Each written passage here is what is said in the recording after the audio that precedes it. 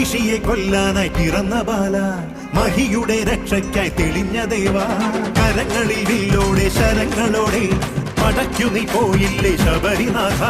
ഒടുക്കി നീ അമ്പാലെ അഹന്തയെല്ലാം കുറിച്ചു നീ അയ്യപ്പ ചരിതമില്ല. പുലികളെ ഒന്നോടെ നയിച്ചു വീര, തിരിച്ചു വന്നെത്തിയിലെ ശിവകുമാര.